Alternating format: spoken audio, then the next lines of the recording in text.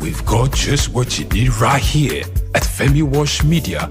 Call it the Midas Touch, and you wouldn't be wrong. Let us record, produce, mix, and master your audio like nobody does. Reach us on our contact today for the best quality job.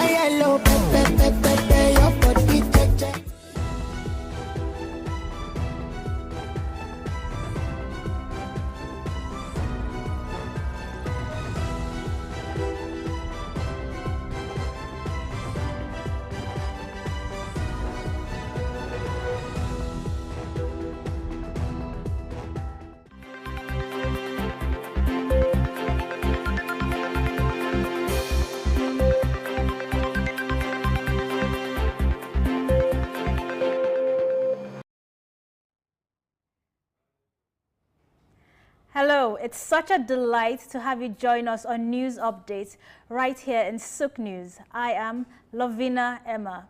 The Monetary Policy Committee of the Central Bank of Nigeria is scheduled to convene for its second meeting of the year on March 25th and 26th, 2024.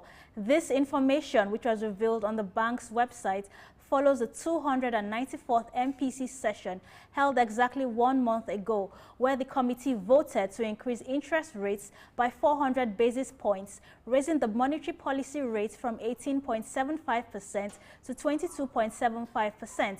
Additionally, measures included adjusting the asymmetric corridor around the MPR and raising the cash reserve ratio. Despite these actions, Nigeria's inflation rate surged to 31.70% in February 2024, with a month-on-month increase of 3.12% in headline inflation. The MPC's upcoming decision will be pivotal, with indications from the previous meeting suggesting a consensus among the members to further hike rates due to concerns about excess liquidity driving inflationary pressures. And the Nigerian exchange witnessed a continuous decline on Tuesday, resulting in losses exceeding 62 billion naira for equities investors amid a bearish trend. Despite a positive market breadth, performance indicators dropped by 0.11%, with medium and large-scale stocks like MTN Nigeria and Zenith Bank experiencing sell-offs. This was attributed to investors shifting their focus to other asset classes due to the highly inflated economy. The all-share index closed at 104,553 after decreasing by 110.03 basis points, while trading volume increased. Total value reduced, with FBNH emerging as the most traded stock by volume and value. Market breadth remained positive, with 27 gainers and 22 losers, and all major sectors recorded slight upticks, including banking 1.07%, insurance 0.59%, consumer goods 0.16%, industrial 0.12%, and oil and gas at 0.04%.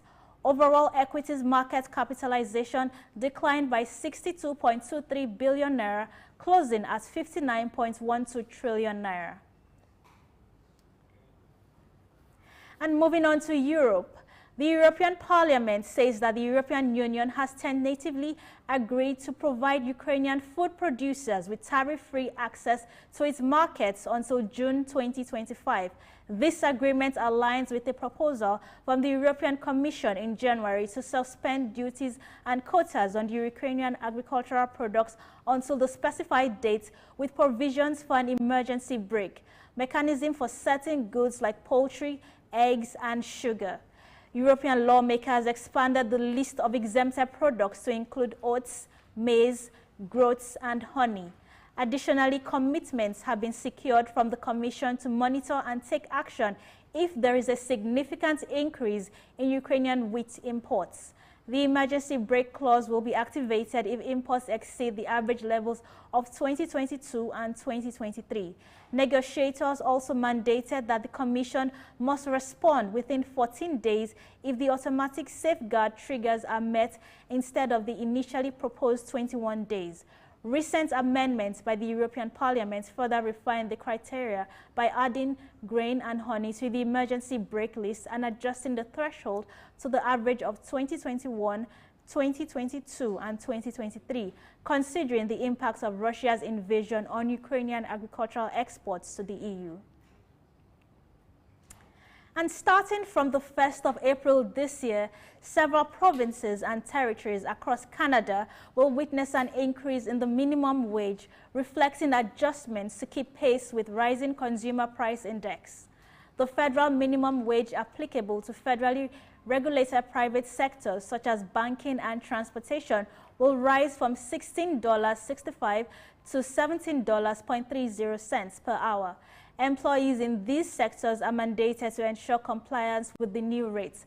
Additionally, provinces like Brunswick, Newfoundland, Labrador, Nova Scotia, Prince Edward Island, and Yukon will witness minimum wage hikes ranging from $15 to $17 per hour.